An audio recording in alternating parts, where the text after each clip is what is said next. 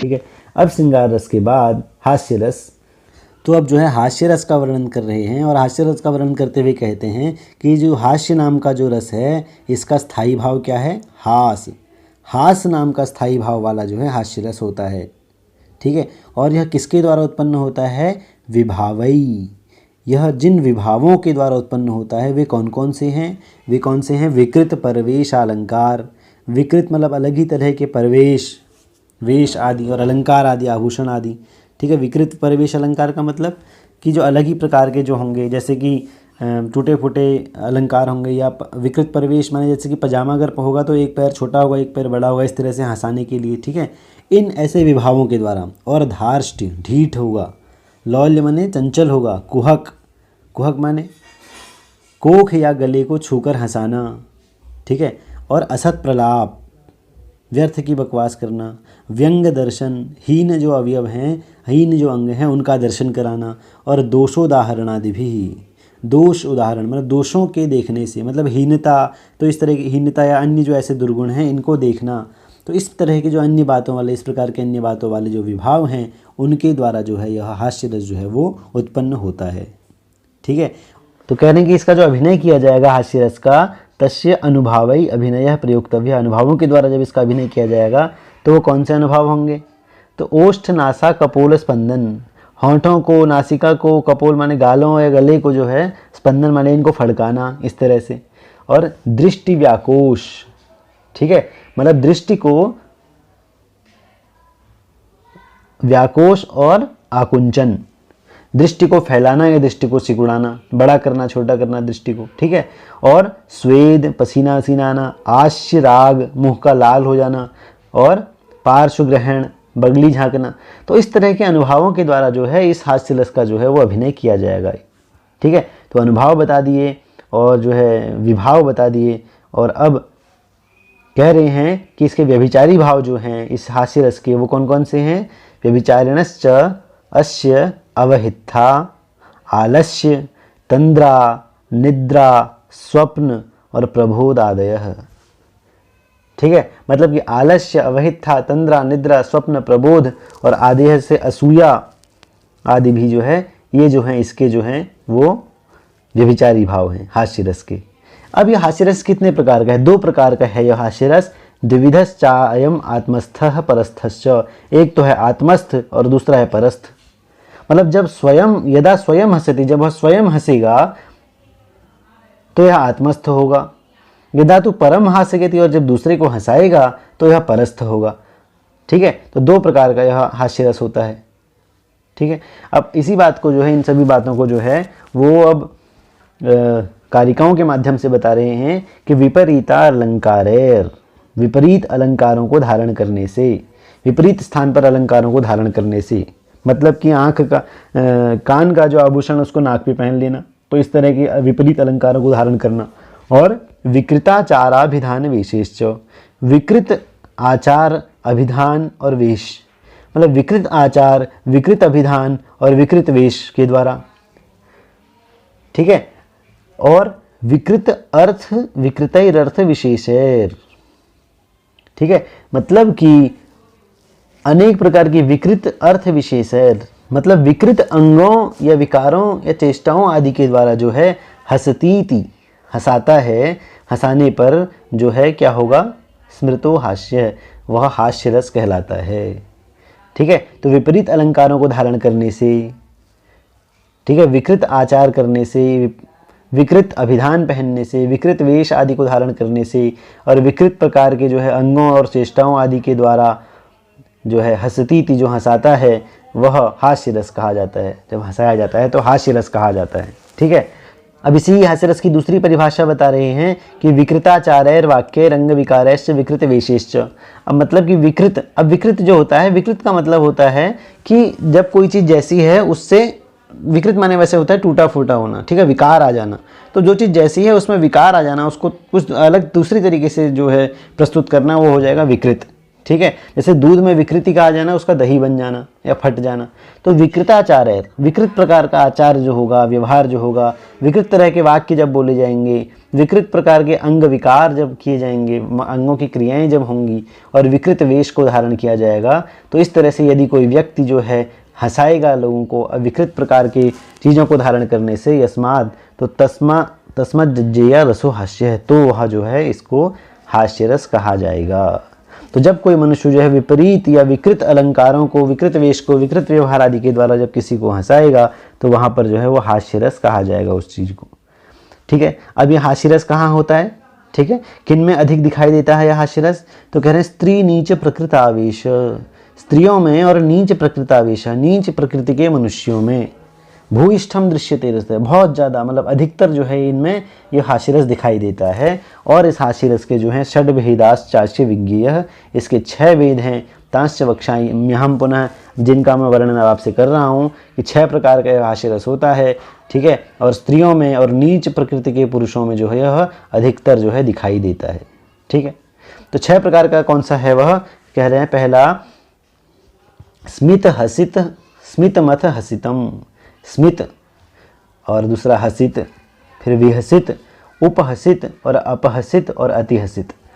ठीक है, तो इस तरह से इसके 6 भेद हैं। कौन कौन से? पहला है स्मित, दूसरा है हसित, फिर विहसित, फिर उपहसित, फिर अपहसित और फिर अतिहसित। तो इस तरह से 6 प्रकार का यह है हास्य। द्वौ द्वौ भेदौ स्यात् ताम उत्तम मध्यमाम अधम प्रकृतौ, मतलब कि शुरू के जो 2 हैं ये है उत्तम प्रकृति के हास्य हैं, ये जो है ये मध्यम प्रकृति के हास्य हैं, और अपहसित और अतिहसित जो हैं ये अधम प्रकृति के हास्य हैं।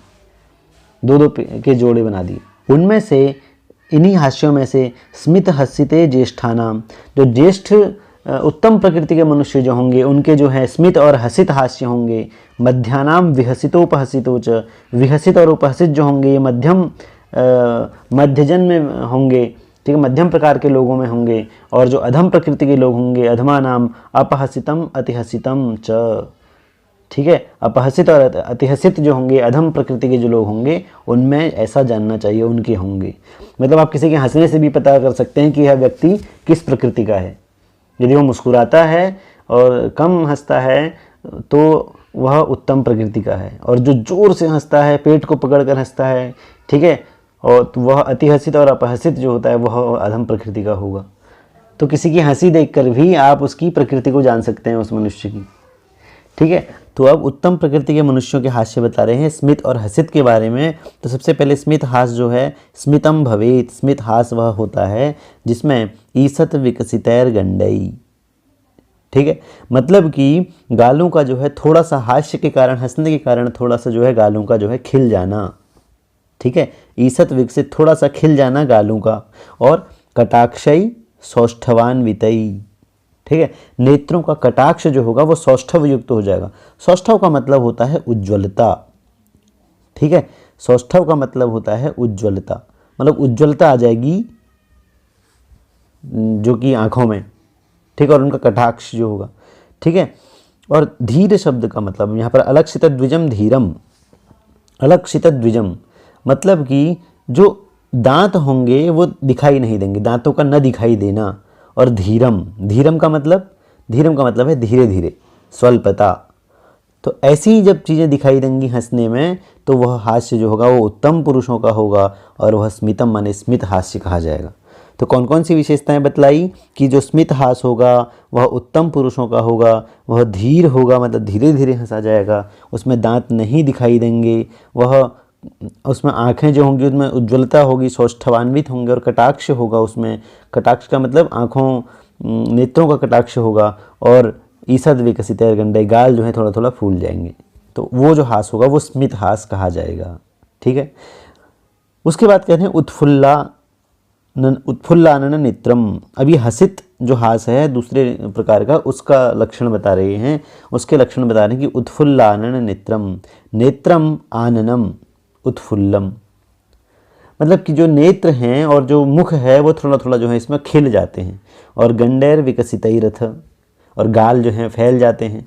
और मतलब नेत्र और आँख जो मुख और नेत्र जो हैं वो थोड़ा खिल जाते हैं, गाल फैल जाते हैं, और मुस्कान के साथ जो है किंचित लक्षित दंतम, थोड़ा थोड़ा जो है दांत भी दिखाई देने लगते हैं। तो वह हास जो होता है वह हसित हास कहा जाता है। ठीक है, उसे हसित नाम का हास्य कहते हैं। और इस प्रकार से उत्तम प्रकृति के जो मनुष्य होते हैं उनके जो 2 प्रकार के हास्य हैं, स्मित और हसित, उनके लक्षण बताए गए। अब मध्यम प्रकृति के लोगों के हास्य बताएंगे कि आकुंचिताक्ष गंडम, मतलब कि जो गाल हैं वो आकुंचित हो जाएंगे, और अक्षी, आँखें भी, आकुंचित माने थोड़ा सिकुड़न लिए हों, ये होंगे, सिकुड़ जाएंगे थोड़ा सा आँखें और जो गाल हैं। यत सस्वनम मधुरम तथा, ठीक है, और वचन ध्वनि कैसी होगी, सस्वनम, अल्पता होगी ध्वनि में, और मधुरता होगी, मधुरता लिए हुए होगी। ठीक है, तो आँख और गाल जो है वो थोड़ा सिकुड़ जाएंगे, और ध्वनि में जो है अल्पता होगी और मधुरता होगी। और कालागतम सास्य रागम, कालागतम मतलब समय के अनुकूल होगा। समय के अनुकूल मतलब सभा आदि में समयगत औचित्य के अनुकूल जो हास्य होगा। और सास्य रागम, सास्य रागम माने मुख प्रसन्नता के कारण जो होगा वो लाल हो जाएगा, तो वह जो हास्य है वह विहसितम भवेत, विहसित नाम का हास्य कहा जाएगा। ठीक है, उसके बाद कह रहे हैं कि उत्फुल्ल नासिक, अब ये उपहसित नाम का जो हास्य है उसके बारे में बता रहे हैं कि उत्फुल्ल नासिकम यत्तु, कि नाक जो होगी वह उत्फुल्ल माने फूल जाएगी, नाक फूल जाएगी, जिसमें नासिका फूल जाए। और क्या हो, जिम्म दृष्टि निरीक्षितम, जिम्म दृष्टि माने होता है टेढ़ी दृष्टि, जिम्म माने होता है टेढ़ा, ठीक है, टेढ़ापन। तो टेढ़ी दृष्टि से ऐसे मतलब किसी को देखना, और टेढ़ी दृष्टि से जो है, अब जिम्म नाम की दृष्टि तिरछे देखकर मतलब भावपूर्ण निरीक्षण करते हुए, ठीक है, इस तरह से, तो वह जो जिम्म दृष्टि होगी, टेढ़ी दृष्टि होगी, उससे देखना। और क्या होगा इसमें, निकुंचितांग, निकुंचितांग का शिरस, मतलब कि सिर जो होगा, मस्तक जो होगा वह भी थोड़ा सिकुड़ जाएगा, कह रहे हैं। तो ऐसी इस प्रकार की हंसी जो होगी जिसमें कि नासिका फूल जाएगी, टेढ़ी दृष्टि से देखा जाएगा और मस्तक थोड़ा सिकुड़ जाएगा, तो वह जो हंसी होगी वह उपहसित नाम की हंसी होगी। तो विहसित और उपहसित नाम की हंसी के लक्षण बताकर, हास्य का लक्षण बताकर मध्यम प्रकृति के पुरुषों के भी हास्य बता दिए। अब अधम प्रकृति के जो पुरुष हैं उनका हास्य कैसा होगा, कि अस्थान हसितम यत्तु, कि जो हास्य जो होगा अस्थान हसितम, अस्थान हसितम मतलब अनुचित अवसर पर या शोक आदि के अवसर पर भी जहाँ पर हंसा जाएगा, वह जो हास्य होगा। और शास्त्रु नेत्रम, हंसते हंसते आंखों में आंसू आ जाएंगे, आंसुओं के साथ इतना हंसेगा कि आंखों में आंसू ही आ जाएंगे।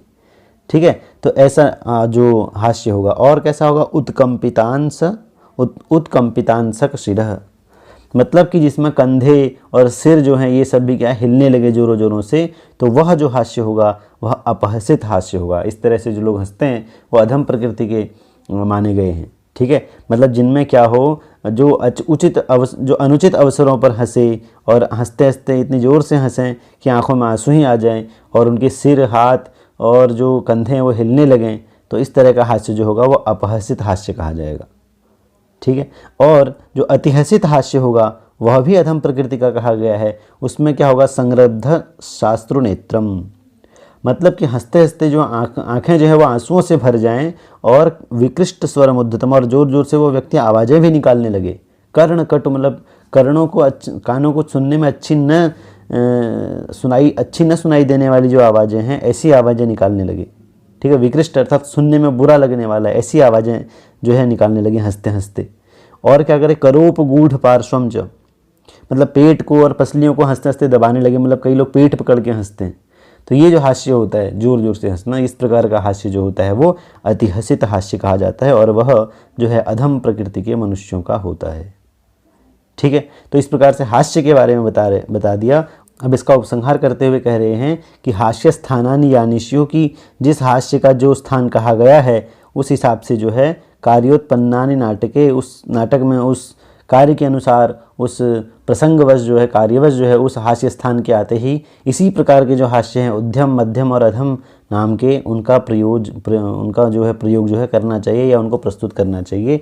मतलब जब नाटक में कार्यवशात प्रसंग के अवसर पर जैसा प्रसंग होगा उसी प्रकार से जो स्थान जिस हास्य का होगा, उत्तम का होगा, मध्यम का होगा या अधम का होगा, उसी प्रकार से उस हास्य का प्रयोग जो है वो करना चाहिए। ऐसा नहीं है कि नायक हो और वहाँ पर श्रृंगार रस का अच्छा वर्णन चल रहा हो बहुत, और वहाँ पर तुम या शोक आदि का वर्णन हो रहा हो और वहाँ पर तुम हास्य आदि, उसमें तुम उत्तम प्रकृति का हास्य दिखा दो, तो ऐसा नहीं करना चाहिए। वहाँ पर जिस हास्य का जो स्थान है उस स्थान के अनुसार आप उसका प्रयोग करेंगे नाटक में। ठीक है, अब कह रहे हैं कि इत्येष स्वसमुत्थस्तथा, ठीक है, कि इस प्रकार से यह जो हास्य है यह स्वसमुत्थस्तथा, स्वसमुत्थ मतलब आत्मसमुत्थ, या मतलब कि जो है अपने ऊपर आधारित, और पर समुत्थ दूसरे मनुष्य पर आधारित, पर समुत्थ जो होगा। ठीक है, तो इस प्रकार से यह विज्ञेय है, हमें जानना चाहिए। ठीक है, तो द्विविध स्त्री प्रकृति ही, तो इस प्रकार से जो मनुष्यों की 3 प्रकार की प्रकृति जो बताई गई यहाँ पर, उत्तम, मध्यम और अधम, उनमें से जो आत्मसमुत्थ होगा और परसमुत्थ होगा, मतलब उत्तम प्रकृति का मनुष्य आत्मस्थ, उत्तम मध्यम अधम प्रकृति का मनुष्य आत्मस्थ, और उत्तम मध्यम अधम प्रकृति का परस्थ, इस प्रकार से 2 भेद और 3 प्रकृतियाँ जो यहाँ पर बताई गई। तो इस प्रकार परिगणना के अनुसार जो है प्रकृतिगत त्र्यवस्थ भावो रसो हास्य है।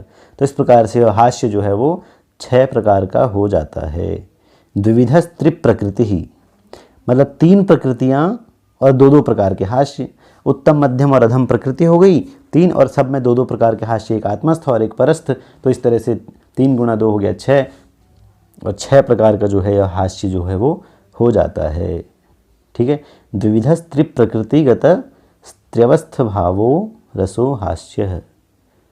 इस प्रकार से यह 6 प्रकार का जो है यह हास्य होता है। ठीक है, 6 प्रकार के कौन कौन सा, जैसे उत्तम आत्मस्थ, मध्यम आत्मस्थ और अधम आत्मस्थ 3 हो गए, और उत्तम परस्थ, मध्यम परसमुत्थ और अधम परसमुत्थ, इस प्रकार से 3 ये हो गए। तो 6 प्रकार का यह हास्य जो होता है वो जाना जाता है।